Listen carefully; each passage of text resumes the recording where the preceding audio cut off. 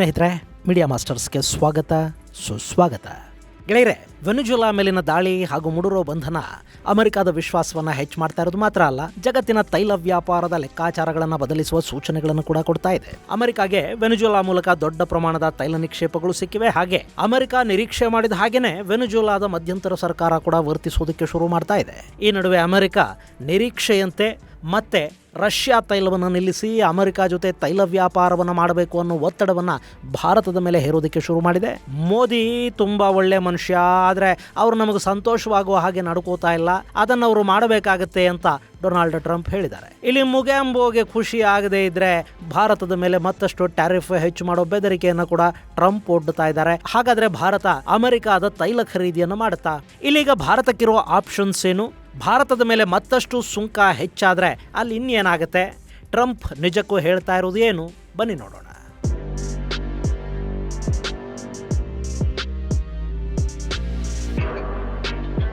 ಗೆಳೆಯರೆ, ವೆನೆಜುವೆಲಾದ ಅಧ್ಯಕ್ಷ ಮಡುರೋ ಅವರನ್ನ ಅಮೆರಿಕ ನ್ಯೂಯಾರ್ಕ್ ನ್ಯಾಯಾಲಯಕ್ಕೆ ಹಾಜರುಪಡಿಸುತ್ತೆ. ಇನ್ನು ಮಡುರೋ ಕಿಡ್ನಾಪ್ ನಂತರ ವೆನೆಜುವೆಲಾದ ಸುಪ್ರೀಂ ಕೋರ್ಟ್ ಅಲ್ಲಿನ ಉಪಾಧ್ಯಕ್ಷೆಯಾಗಿದ್ದ ಡೆಲ್ಸಿ ರಾಡ್ರಿಗಸ್ ಅವರನ್ನ ಹಂಗಾಮಿ ಅಧ್ಯಕ್ಷೆಯನ್ನಾಗಿ ನೇಮಕ ಮಾಡಿದೆ. ಸದ್ಯಕ್ಕೆ ವೆನೆಜುವೆಲಾದಲ್ಲಿ ನಾಗರಿಕ ದಂಗೆಗಳಾಗದ ಹಾಗೆ ಶಾಂತಿ ಸುವ್ಯವಸ್ಥೆಗಳನ್ನು ಕಾಪಾಡಿಕೊಳ್ಳೋದು ಹಾಗೂ ಆರ್ಥಿಕತೆಯನ್ನು ಸುಧಾರಿಸುವುದು ನಮ್ಮ ಗುರಿ ಅಂತ ಆಕೆ ತಿಳಿಸಿದ್ದಾರೆ. ಅಲ್ಲಿನ ಆಡಳಿತ ಹಾಗೂ ಸೇನೆಯ ಜೊತೆ ತುರ್ತು ಸಭೆಗಳನ್ನು ಮಾಡಿದ್ದಾರೆ. ಜೊತೆಗೆ ಅಮೆರಿಕ ಬಯಸಿದ ಹಾಗೆ ಅವರಿಗೆ ಸಹಕಾರ ಕೊಡೋದಾಗಿ ಕೂಡ ಆಕೆ ತಿಳಿಸಿರುವುದಾಗಿ ಅಮೆರಿಕ ಹೇಳ್ತಾ ಇದೆ.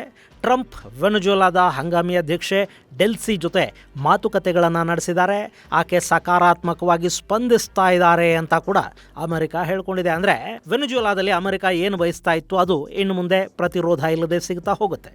ಈ ನಡುವೆ ಮಡುರೋ ಬಂಧನದ ಕಾರ್ಯಾಚರಣೆ ವೇಳೆ ನಮ್ಮ 32 ಸೇನಾಧಿಕಾರಿಗಳು ಸಾವಿಗೀಡಾಗಿದ್ದಾರೆ ಅಂತ ಕ್ಯೂಬಾ ಹೇಳಿದೆ. ಅಲ್ಲಿ ಮಡುರೋ ಅವರ ರಕ್ಷಣೆಗೆ ಕ್ಯೂಬಾ ತನ್ನ ಸೇನೆಯ ನೆರವನ್ನು ಒದಗಿಸಿತ್ತು. ಅಮೆರಿಕ ದಾಳಿ ಮಾಡಿದ ಸಂದರ್ಭದಲ್ಲಿ ಕ್ಯೂಬಾದ ಯೋಧರು ಸಾವಿಗೀಡಾಗಿದ್ದಾರೆ ಅಂತ ಕ್ಯೂಬಾ ತಿಳಿಸಿದ್ದು ಆ ವೀರ ಯೋಧರಿಗೆ ಗೌರವ ಸಮರ್ಪಣೆಯನ್ನು ಕೂಡ ಮಾಡಿದೆ. ಇನ್ನು ಅಮೆರಿಕ ಮೂಲಗಳ ಪ್ರಕಾರ ಆ ಇಡೀ ಕಾರ್ಯಾಚರಣೆಯಲ್ಲಿ ಸೈನಿಕರು, ನಾಗರಿಕರು ಸೇರಿ ಒಟ್ಟು 40 ಮಂದಿ ಸಾವಿಗೀಡಾಗಿದ್ದಾರೆ ಅಂತ ಹೇಳಲಾಗ್ತಾ ಇದೆ. ಇನ್ನು ಈ ಅಮೆರಿಕ ವೆನೆಜುವೆಲಾನ ವಶಪಡಿಸಿಕೊಂಡಿರೋದು ತೈಲಕ್ಕಾಗಿ ಅನ್ನೋದರಲ್ಲಿ ಎರಡು ಮಾತಿಲ್ಲ. ಮತ್ತು ಈ ಕಾರ್ಯಾಚರಣೆಗೆ ಚೈನಾ ಕೂಡ ಪರೋಕ್ಷವಾಗಿ ಕಾರಣ ಅಂತ ಹೇಳಿದ್ರೆ ಖಂಡಿತ ಅದು ಅತಿಶಯೋಕ್ತಿ ಏನಾಗೋದಿಲ್ಲ. ಇವತ್ತು ಚೈನಾ ಅಮೆರಿಕಾಗೆ ಸರಿಸಮಾನವಾಗಿ ಬೆಳೀತಾ ಇದೆ. ಅವರು ರೇರ್ ಅರ್ತ್ ಮಿನರಲ್ಸ್ ಮೇಲೆ ಏಕಸ್ವಾಮ್ಯವನ್ನು ಸಾಧಿಸಿದ್ದಾರೆ. ಹಾಗೆ ತೈವಾನ್ ಮೇಲೆ ಕೂಡ ಚೈನಾ ಕಣ್ಣಿಟ್ಕೊಂಡು ಕೂತಿದೆ. ನಾಳೆ ತೈವಾನನ್ನು ಆಕ್ರಮಿಸಿಕೊಳ್ಳುವ ಪ್ರಯತ್ನವನ್ನು ಕೂಡ ಚೈನಾ ಖಂಡಿತ ಮಾಡುತ್ತೆ. ಆ ಸಂದರ್ಭದಲ್ಲಿ ಅಮೆರಿಕಾದ ಪಡೆಗಳಲ್ಲಿ ಚೈನಾದ ಕಾರ್ಯಾಚರಣೆಗೆ ಅಡ್ಡಿ ಉಂಟು ಮಾಡಬಹುದು, ಅಲ್ಲೊಂದು ಸಂಘರ್ಷ ಆಗಬಹುದು. ಅದು ಏನೇ ಆದರೂ ಅದರಿಂದ ಚೈನಾಗೆ ಎಷ್ಟು ನಷ್ಟ ಉಂಟಾಗುತ್ತೋ ಅಮೆರಿಕಾಗೂ ಅಷ್ಟೇ ಆಗತ್ತೆ. ಇಲ್ಲಿ ಇಡೀ ಜಗತ್ತಿಗೆ ಬೇಕಾಗುವ ಸೆಮಿ ಕಂಡಕ್ಟರ್ಗಳನ್ನು ಪ್ರೊಡ್ಯೂಸ್ ಮಾಡೋ ತೈವಾನ್ ಆಕ್ರಮಣಕ್ಕೆ ತುತ್ತಾಗಿ ಸಂಘರ್ಷ ನಿರತ ಆದರೆ ಸೆಮಿ ಕಂಡಕ್ಟರ್ಗಳ ಉತ್ಪಾದನೆ ಮತ್ತು ಸಪ್ಲೈ ನಿಂತು ಹೋಗುತ್ತೆ. ಹಾಗೇನಾದ್ರೂ ಆದರೆ ಇಡೀ ಜಗತ್ತು ಸಮಸ್ಯೆಗೆ ತುತ್ತಾಗೋದು ನಿಜಾನೇ, ಆದರೂ ಅತಿ ಹೆಚ್ಚು ಸಮಸ್ಯೆ ಉಂಟಾಗೋದು ಅಮೆರಿಕಾಗೆ. ಸೊ ಅಮೆರಿಕ ಚೈನಾನ ಕಂಟ್ರೋಲ್ ಮಾಡಬೇಕು, ಚೈನಾನ ಬ್ಲಾಕ್ ಮೇಲ್ ಮಾಡಬೇಕು ಅಂದರೆ ಚೈನಾಗೆ ಬೇಕಾದ, ಚೈನಾ ಬಳಿ ಇಲ್ಲದ ಯಾವುದಾದ್ರೂ ಸಂಪನ್ಮೂಲ ಅಮೆರಿಕಾದ ಬಳಿ ಇರಬೇಕಾಗತ್ತೆ. ಅದು ಬೇರೇನೂ ಅಲ್ಲ, ತೈಲ. ಇವತ್ತು ಜಗತ್ತಿನ ಅತಿ ದೊಡ್ಡ ತೈಲ ಆಮದುದಾರ ದೇಶ ಮತ್ತು ಬಳಕೆದಾರ ದೇಶ ಚೈನಾನೇ. ಹೀಗಾಗಿ ಅಮೆರಿಕ ತೈಲ ನಿಕ್ಷೇಪಗಳು ಹೆಚ್ಚಿರೋ ದೇಶಗಳನ್ನು ತನ್ನ ಹಿಡಿತಕ್ಕೆ ತಗೊಳ್ಳೋದಕ್ಕೆ ಹೋಗ್ತಾ ಇದೆ. ಅದರಲ್ಲೂ ಅತಿ ಹೆಚ್ಚು ತೈಲವನ್ನು ಚೈನಾಗೆ ಪೂರೈಸಬಲ್ಲ ದೇಶಗಳ ಮೇಲೆ ಅಮೆರಿಕ ಕಣ್ಣು ಹಾಕ್ತಾ ಇದೆ. ಈ ವೆನೆಜುವೆಲಾ ಕೂಡ ತನ್ನ ಒಟ್ಟು ತೈಲೋತ್ಪಾದನೆಯ ಸುಮಾರು 13-15% ತೈಲವನ್ನು ಚೈನಾಗೆ ಕೊಡ್ತಾ ಇತ್ತು. ಈಗ ವೆನೆಜುವೆಲಾ ಅಮೆರಿಕಾದ ಹಿಡಿತಕ್ಕೆ ಸಿಕ್ಕಿದೆ. ನಾಳೆ ಇರಾನ್ನಲ್ಲಿ ಕೂಡ ಸಮಸ್ಯೆಗಳು ಶುರುವಾಗಿ ಅಲ್ಲಿಂದ ಕೂಡ ಸಪ್ಲೈ ನಿಂತರೆ ಚೈನಾ ರಷ್ಯಾದ ಮೇಲೆ ಮತ್ತು ಅರಬ್ ದೇಶಗಳ ಮೇಲೆ ಹೆಚ್ಚಿನ ಪ್ರಮಾಣದಲ್ಲಿ ಆಧಾರ ಪಡಬೇಕಾಗುತ್ತೆ. ಅಲ್ಲಿ ಕೂಡ ನಾಳೆ ಇರಾನ್ ಮೇಲೆ ಅಮೆರಿಕ ಆಕ್ರಮಣ ಮಾಡಿ ಪರ್ಷಿಯನ್ ಗಲ್ಫ್ ಸಮಸ್ಯೆಗೆ ತುತ್ತಾದ್ರೆ ಅತಿ ದೊಡ್ಡ ಮಟ್ಟದಲ್ಲಿ ತೈಲ ಸರಬರಾಜು ಸಮಸ್ಯೆ ಆಗೋದು ಚೈನಾಗೆ. ಹೀಗಾಗಿ ಚೈನಾ ಅಮೆರಿಕಾದ ಮೇಲೆ ಆಧಾರ ಪಡಬೇಕಾಗುತ್ತೆ. ಇದು ತೈಲ ಕ್ಷೇತ್ರದ ಏಕಸ್ವಾಮ್ಯದಿಂದ ಅಮೆರಿಕಾಗುಂಟಾಗುವ ಲಾಭ.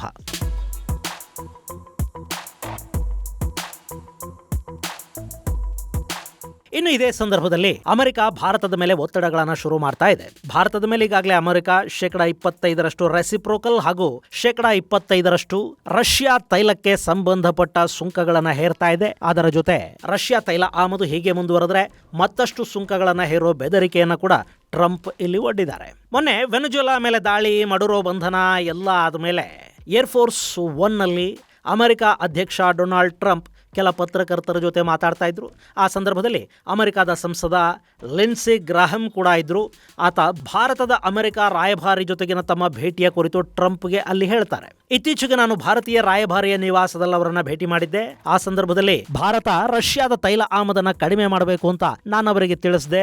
ಅವರು ಕೂಡ ಈಗಾಗಲೇ ರಷ್ಯಾದ ತೈಲ ತರಿಸ್ಕೊಳ್ಳೋದನ್ನ ನಾವು ಕಡಿಮೆ ಮಾಡಿದೀವಿ ಅಂತ ಹೇಳಿದ್ರು. ಮತ್ತು ಈ ವಿಷಯವನ್ನ ಅಧ್ಯಕ್ಷ ಡೊನಾಲ್ಡ್ ಟ್ರಂಪ್ಗೆ ನೀವು ಹೇಳಿ, ನಮ್ಮ ಮೇಲಿನ 25% ರಷ್ಯಾ ಕಾರಣದ ಟ್ಯಾರಿಫ್ ಏನಿದೆ ಅದನ್ನ ರದ್ದು ಮಾಡೋದಕ್ಕೆ ತಿಳಿಸಿ ಅಂತ ನನಗೆ ಹೇಳಿದರು ಅನ್ನೋದನ್ನ ಆ ಸಂಸದ ಅಧ್ಯಕ್ಷ ಟ್ರಂಪ್ ಗಮನಕ್ಕೆ ತರ್ತಾರೆ. ಈ ಸಂದರ್ಭದಲ್ಲಿ ಟ್ರಂಪ್ ತಮ್ಮ ಯಥಾ ಪ್ರಕಾರದ ಶೈಲಿಯಲ್ಲಿ, ಭಾರತದ ಪ್ರಧಾನಿ ಮೋದಿ ತುಂಬಾ ಒಳ್ಳೆಯವರು, ರಷ್ಯಾದ ತೈಲವನ್ನು ಅವರು ಖರೀದಿ ಮಾಡ್ತಾ ಇರೋದ್ರಿಂದ ನನಗೆ ಖುಷಿ ಆಗ್ತಿಲ್ಲ ಅನ್ನೋದು ಮೋದಿ ಅವರಿಗೂ ಗೊತ್ತಿದೆ. ಅವ್ರು ನಮ್ಮನ್ನು ಖುಷಿ ಪಡಿಸಬೇಕು, ರಷ್ಯಾ ತೈಲ ಖರೀದಿಯನ್ನ ನಿಲ್ಲಿಸಬೇಕು. ಹಾಗೆ ಮಾಡದೇ ಇದ್ರೆ ಅವ್ರು ಎಷ್ಟು ಖರೀದಿ ಮಾಡ್ತಾರೋ ನಾವು ಅವರ ಮೇಲೆ ಅಷ್ಟು ಟ್ಯಾರಿಫ್ಗಳನ್ನ ಹಾಕ್ತಾ ಹೋಗ್ತೀವಿ ಅಂತ ಟ್ರಂಪ್ ಹೇಳ್ತಾರೆ. ಇಲ್ಲಿ ಮುಗಿಯಾಂಬೋ ಖುಷಿಯಾಗಿಲ್ಲ, ಭಾರತ ಮುಗಿಯಾಂಬೋನ ಖುಷಿಯಾಗಿ ಇಡ್ತಾ ಇಲ್ಲ. ಅದು ವಿಷಯ. ಗೆಳೆಯರೆ, ಇವತ್ತು ಜಗತ್ತಿನ ಅತಿ ದೊಡ್ಡ ತೈಲ ಆಮದುದಾರ ದೇಶಗಳ ಪಟ್ಟಿಯಲ್ಲಿ ಚೈನಾ ಮೊದಲ ಸ್ಥಾನದಲ್ಲಿ ನಿಲ್ಲುತ್ತೆ. ಅವರು ಜಗತ್ತಿನ ತೈಲೋತ್ಪಾದನೆಯ 22% ಆಮದು ಮಾಡಿಕೊಳ್ತಾರೆ. ಚೈನಾ ಒಂದಕ್ಕೇನೆ ಪ್ರತಿನಿತ್ಯ 10.5 ಮಿಲಿಯನ್ ಬ್ಯಾರಲ್ಗಳಷ್ಟು ತೈಲ ಹೋಗುತ್ತೆ.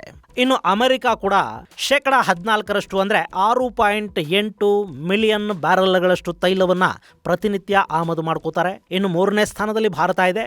ಭಾರತ ಪ್ರತಿನಿತ್ಯ 5.2 ಮಿಲಿಯನ್ ಅಂದ್ರೆ ಜಗತ್ತಿನ ಒಟ್ಟು ತೈಲ ಸರಬರಾಜೇನಿದೆ ಅದರಲ್ಲಿ 11% ತೈಲವನ್ನ ಆಮದು ಮಾಡಿಕೊಳ್ಳುತ್ತೆ. ಇನ್ನು 4ನೇ ಸ್ಥಾನದಲ್ಲಿ ಜಪಾನ್ ಇದೆ, 5ನೇ ಸ್ಥಾನದಲ್ಲಿ ದಕ್ಷಿಣ ಕೊರಿಯಾಗಳಿವೆ. ಇಲ್ಲಿ ಚೈನಾ ಹಾಗೂ ಭಾರತಗಳು ಜಗತ್ತಿನ 33% ತೈಲನ ಆಮದು ಮಾಡಿಕೊಳ್ಳುತ್ತವೆ. ಹೀಗಿರುವಾಗ ಈ ದೇಶಗಳು ಅಮೆರಿಕಾದಿಂದ ತೈಲ ಖರೀದಿ ಮಾಡದೇ ಇದ್ರೆ ಅಮೆರಿಕಾಗೆ ಸಿಟ್ಟು ಬರುವುದಿಲ್ವೇ? ಇನ್ನು ಅಮೆರಿಕಾದ ಸಮಸ್ಯೆ ಏನು ಅಂದ್ರೆ ಅಲ್ಲಿ ಸಿಗೋ ಶೆಲ್ ಆಯಿಲ್ ಅನ್ನ ಅವರು ಸಂಸ್ಕರಿಸಿ ಮಾರಾಟ ಮಾಡೋದಕ್ಕೆ ವ್ಯವಸ್ಥೆಗಳಿಲ್ಲ. ಅಮೆರಿಕಾದಲ್ಲಿ ಸಿಗೋದು ಸ್ವೀಟ್ ಆಯಿಲ್, ಲೈಟ್ ಆಯಿಲ್. ಹಾಗೆ ಅದನ್ನ ಹೊರ ತೆಗೆಯೋದಕ್ಕೆ ಅವರು ಫ್ರಾಕಿಂಗ್ ಅನ್ನೋ ವಿಶೇಷ ಪದ್ಧತಿಯನ್ನ ಅನುಸರಿಸ್ತಾರೆ. ಸಾಮಾನ್ಯವಾಗಿ ಬೇರೆ ದೇಶಗಳ ಹಾಗೆ ಡ್ರಿಲ್ ಮಾಡಿ ಬಾವಿ ತೋಡಿ ತೈಲ ಹೊರ ತೆಗೆಯೋದಕ್ಕೆ ಸಾಧ್ಯ ಆಗುದಿಲ್ಲ. ಹೀಗಾಗಿ ಅಮೆರಿಕನ್ ತೈಲದ ಪ್ರೊಡಕ್ಷನ್ ಕಾಸ್ಟ್ ಹೆಚ್ಚಾಗುತ್ತೆ, ಹಾಗೆ ಇದರ ಬೆಲೆ ಕೂಡ ಹೆಚ್ಚು. ಆದ್ರೆ ಅದು ಸ್ವೀಟ್ ಅಂಡ್ ಲೈಟ್ ಕಚ್ಚಾ ತೈಲ ಆಗಿರೋದ್ರಿಂದ ಅದರ ಸಂಸ್ಕರಣೆ ಸುಲಭ. ಇನ್ನು ಈ ಸ್ವೀಟ್ ಮತ್ತು ಲೈಟ್ ತೈಲದಿಂದ ಲಾಭ ಕಡಿಮೆ, ಇದರಿಂದ ಬೈ ಪ್ರಾಡಕ್ಟ್ಗಳು ಕೂಡ ಕಡಿಮೆನೆ. ಹೆವಿ ಕ್ರೂಡ್ ಅಲ್ಲಿ ಡೀಸೆಲ್, ಜೆಟ್ ಇಂಜಿನ್, ಅಸ್ಫಾಲ್ಟ್ ಅಂದ್ರೆ ನಾವು ರಸ್ತೆಗಳಿಗೆ ಬಳಸೋ ಟಾರ್ ಇದೆಯಲ್ಲ ಅದು, ಫ್ಯೂಯಲ್ ಆಯಿಲ್, ಹೀಗೆ ಸುಮಾರು 10ರಿಂದ 15 ಬೈ ಪ್ರಾಡಕ್ಟ್ಗಳು ಸಿಗುತ್ತವೆ. ಆದರೆ ಲೈಟ್ ಕ್ರೂಡ್ ಅಲ್ಲಿ ಗ್ಯಾಸೋಲಿನ್, ನಾಫ್ತಾ ಸೇರಿದಂತೆ 6-8 ಬೈ ಪ್ರಾಡಕ್ಟ್ಗಳು ಮಾತ್ರ ಲಭ್ಯ ಆಗುತ್ತವೆ. ಹಾಗೆ ಈ ಸ್ವೀಟ್ ಅಂಡ್ ಲೈಟ್ ಕಚ್ಚಾ ತೈಲ ಇದೆಯಲ್ಲ ಇದು ಹೆವಿ ತೈಲಕ್ಕಿಂತಲೂ ಬೆಲೆ ಹೆಚ್ಚು. ಹೀಗಾಗಿ ಅಲ್ಲಿ ಲಾಭ ಸ್ವಲ್ಪ ಮಟ್ಟಿಗೆ ಕಡಿಮೆ ಇರುತ್ತೆ. ಇನ್ನಿವತ್ತು ಅಮೆರಿಕ ಸೇರಿದಂತೆ ಜಗತ್ತಿನ ನಾನಾ ದೇಶಗಳಲ್ಲಿ ಅತಿ ಹೆಚ್ಚಿರುವುದು ಹೆವಿ ಮತ್ತು ಸೌರ್ ಆಯಿಲ್ ಸಂಸ್ಕರಣಾ ಘಟಕಗಳೇ. ಭಾರತ, ಚೈನಾಗಳಲ್ಲಿ 2 ರೀತಿಯ ಘಟಕಗಳಿವೆ, ಆದರೂ ಹೆಚ್ಚು ಲೈಟ್ ಸ್ವೀಟ್ ಸಂಸ್ಕರಣಾ ಘಟಕಗಳಿಲ್ಲ. ಇನ್ನು ಸಂಪೂರ್ಣವಾಗಿ ಅಮೆರಿಕದ ತೈಲದ ಮೇಲೆ ಆಧಾರಪಟ್ಟಿರುವ ದಕ್ಷಿಣ ಕೊರಿಯಾದಲ್ಲಿ ಲೈಟ್ ಅಂಡ್ ಸ್ವೀಟ್ ತೈಲವನ್ನ ಸಂಸ್ಕರಿಸುವ ಘಟಕಗಳು ಮಾತ್ರ ಇವೆ. ಗೆಳೆಯರೆ, ಇಡೀ ಜಗತ್ತಲ್ಲಿ ಪ್ರತಿನಿತ್ಯ ಸುಮಾರು 105 ಮಿಲಿಯನ್ ಬ್ಯಾರಲ್ಗಳಷ್ಟು ತೈಲ ಸಂಸ್ಕರಣೆ ಆಗುತ್ತೆ. ನಮ್ಮಲ್ಲಿ ಭಾರತದಲ್ಲಿ ಒಟ್ಟು 23 ರಿಫೈನರಿಗಳಿವೆ. ಅದರಲ್ಲಿ ಪ್ರತಿನಿತ್ಯ 5.5 ಮಿಲಿಯನ್ ಬ್ಯಾರಲ್ ತೈಲ ಸಂಸ್ಕರಣೆ ಆಗುತ್ತೆ. ಆ ಪೈಕಿ 4.4 ಮಿಲಿಯನ್ ಬ್ಯಾರಲ್ ಹೆವಿ ಕ್ರೂಡ್ ಆದ್ರೆ 1.1 ಮಿಲಿಯನ್ ಬ್ಯಾರಲ್ ಮಾತ್ರ ಲೈಟ್ ಮತ್ತು ಸ್ವೀಟ್ ಕ್ರೂಡ್ ಸಂಸ್ಕರಣೆ ಸಾಧ್ಯ ಆಗುತ್ತೆ. ಯಾಕೆಂದ್ರೆ ಸ್ವೀಟ್ ಕ್ರೂಡ್ ಸಂಸ್ಕರಣೆ ಮಾಡೋ ರಿಫೈನರಿಗಳು ನಮ್ಮಲ್ಲಿ ಕೇವಲ 5-6 ಮಾತ್ರ ಇವೆ. ಇನ್ನು ಅಮೆರಿಕಾದಲ್ಲಿ ಅದು ಕೂಡ ಇಲ್ಲ. ಹೀಗಾಗಿ ಅವರು ತಮ್ಮ ಸ್ವೀಟ್ ಕ್ರೂಡ್ ಅನ್ನ ಬೇರೆಯವರಿಗೆ ಹೆಚ್ಚು ಬೆಲೆಗೆ ಮಾರಾಟ ಮಾಡಿ ಕಡಿಮೆ ಬೆಲೆಯ ಹೆವಿ ಕ್ರೂಡ್ ಅನ್ನ ತಂದು ಸಂಸ್ಕರಣೆ ಮಾಡ್ತಾರೆ, ಲಾಭ ಮಾಡ್ಕೋತಾರೆ. ಸೊ ಈಗ ಅಮೆರಿಕ ತನ್ನ ಸ್ವೀಟ್ ಕ್ರೂಡ್ ಅನ್ನ ಭಾರತ ಖರೀದಿ ಮಾಡಲಿ ಅಂತ ಬಯಸುತ್ತೆ. ಹೀಗಾಗಿ ರಷ್ಯಾದ ಕಚ್ಚಾ ತೈಲವನ್ನ ನಾವು ನಿಲ್ಲಿಸಬೇಕು. ಈಗಂತೂ ಅವರಿಗೆ ವೆನೆಜುವೆಲಾದ ನಿಕ್ಷೇಪನೇ ಸಿಕ್ಕಿದೆ. ಹೀಗಾಗಿ ಅವರ ಸ್ವೀಟ್ ಅಂಡ್ ಲೈಟ್ ತೈಲವನ್ನ ಬೇರೆಯವರಿಗೆ ಅವರು ಮಾರಾಟ ಮಾಡಬೇಕು. ಇನ್ನು ಭಾರತಕ್ಕೆ ಕೂಡ ಈಗ ಇಲ್ಲೊಂದು ಆಪ್ಷನ್ ಏನಿದೆ ಅಂದ್ರೆ, ನಾವು ರಷ್ಯಾ ತೈಲ ಖರೀದಿಯನ್ನ ಕಡಿಮೆ ಮಾಡ್ತೀವಿ, ಆದ್ರೆ ಅದರ ಬದಲಾಗಿ ವೆನೆಜುವೆಲಾದ ತೈಲವನ್ನ ನಮಗೆ ರಷ್ಯಾದ ಬೆಲೆಯಲ್ಲಿ ಕೊಡಿ ಅಂತ ಅಮೆರಿಕಾದ ಮುಂದೆ ಭಾರತ ಬಾರ್ಗೇನ್ ಮಾಡೋ ಸಾಧ್ಯತೆಗಳಲ್ಲಿ ಓಪನ್ ಆಗತ್ವೆ. ಹೀಗಾಗಿನೇ ಪ್ರಧಾನಿ ಕಾರ್ಯಾಲಯ ರಷ್ಯಾ ಸೇರಿದಂತೆ ಭಾರತ ಎಲ್ಲೆಲ್ಲಿಂದ ಎಷ್ಟು ಕಚ್ಚಾ ತೈಲವನ್ನ ಆಮದು ಮಾಡಿಕೊಳ್ತಾ ಇದೆ, ಆಮದು ಮಾಡಿಕೊಂಡಿದೆ ಅನ್ನೋ ಬಗ್ಗೆ ಪೆಟ್ರೋಲಿಯಂ ಸಚಿವಾಲಯದಿಂದ ಮಾಹಿತಿಯನ್ನು ತರಿಸಿಕೊಂಡಿದೆ. ಇಲ್ಲಿ ಅಮೆರಿಕದ ಎಲ್ಲ ಒತ್ತಡಗಳ ನಡುವೆಯೂ ಭಾರತ ರಷ್ಯಾದ ತೈಲ ಆಮದನ್ನೇನು ನಿಲ್ಲಿಸಿಲ್ಲ. ಕಡಿಮೆ ಕೂಡ ಮಾಡಿಲ್ಲ. ರಷ್ಯಾ ತೈಲ ಕಂಪನಿಗಳ ಮೇಲೆ ಅಮೆರಿಕ ಮತ್ತು ಯುರೋಪುಗಳ ನಿರ್ಬಂಧ ಬಿದ್ದ ಮೊದಲ ತಿಂಗಳುಗಳಲ್ಲಿ ಸ್ವಲ್ಪ ಆಮದು ಕಡಿಮೆಯಾದಂತೆ ಕಂಡುಬಂದರೂ ಕೂಡ ಈಗ ಪ್ರತಿನಿತ್ಯ ಸುಮಾರು 2 ಮಿಲಿಯನ್ ಬ್ಯಾರೆಲ್ ತೈಲ ರಷ್ಯಾದಿಂದ ಭಾರತಕ್ಕೆ ಬರ್ತಲೇ ಇದೆ. ಈಗ ಈ ಎಲ್ಲ ಮಾಹಿತಿಯನ್ನು ಇಟ್ಟುಕೊಂಡು ಭಾರತ ಅಮೆರಿಕ ಜೊತೆಗಿನ ವ್ಯಾಪಾರ ಮಾತುಕತೆಗಳ ಸಂದರ್ಭದಲ್ಲಿ ಅಲ್ಲಿಂದ ಎಷ್ಟು ಮತ್ತು ಯಾವ ಕ್ರೂಡನ್ನು ಯಾವ ಬೆಲೆಗೆ ಖರೀದಿ ಮಾಡಬಹುದು ಅನ್ನೋ ಬಗ್ಗೆ ಮಾತುಕತೆಗಳನ್ನು ನಡೆಸೋ ಸಾಧ್ಯತೆ ಇಲ್ಲಿರುತ್ತೆ.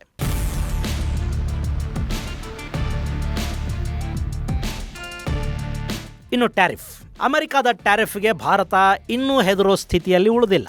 ಯಾಕೆಂದರೆ ಈಗಾಗಲೇ 50% ಟ್ಯಾರಿಫ್ ಅಮೆರಿಕ ಭಾರತದ ಮೇಲೆ ಹೇರಾಗಿದೆ. 50% ಟ್ಯಾರಿಫ್ ಬಿದ್ದರೆ ಭಾರತದ ವಸ್ತುಗಳು ಅಮೆರಿಕದ ಮಾರುಕಟ್ಟೆಯನ್ನು ಕಳ್ಕೊಳ್ಳುತ್ತವೆ. ಈಗಾಗಲೇ ಅದು ಹೋಗಿದೆ.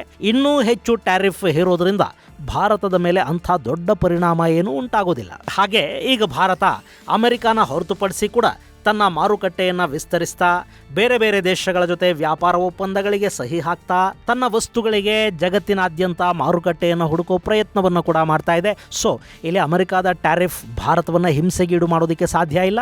ಇನ್ನು ಹೊಸ ಟ್ಯಾರಿಫನ್ನು ಎಲೆಕ್ಟ್ರಾನಿಕ್ಸ್, ಔಷಧಗಳು ಮುಂತಾದವುಗಳ ಮೇಲೆ ಅಮೆರಿಕ ಹೇರಬೇಕು. ಹಾಗೇನಾದರೂ ಮಾಡಿದರೆ ಸಮಸ್ಯೆ ಅಮೆರಿಕಾಗೂ ಆಗತ್ತೆ. ಅಲ್ಲಿ ಭಾರತದ ಮೇಲೆ ಅವರ ಡಿಪೆಂಡೆನ್ಸಿ ಇದೆ. ಹೀಗಾಗಿ ಅಮೆರಿಕ ಆ ಧೈರ್ಯವನ್ನು ಮಾಡಲಾರದು. ಆದರೂ ಅಲ್ಲಿ ಮಾತುಕತೆಗಳಿಗೆ ವೇದಿಕೆಯಂತೂ ಸಿದ್ಧ ಆಗ್ತಾ ಇದೆ. ಭಾರತ ಮತ್ತು ಅಮೆರಿಕ ನಡುವಿನ ಮುಂದಿನ ಟ್ರೇಡ್ ನೆಗೋಸಿಯೇಷನ್ಸ್ ಅಲ್ಲಿ ಅಮೆರಿಕಾದಿಂದ ಕಚ್ಚಾ ತೈಲವನ್ನು ಭಾರತ ಖರೀದಿ ಮಾಡಬೇಕು ಅನ್ನೋ ಒತ್ತಾಯವನ್ನು ಖಂಡಿತ ಅಮೆರಿಕ ಹೇರ್ತಾ ಹೋಗುತ್ತೆ.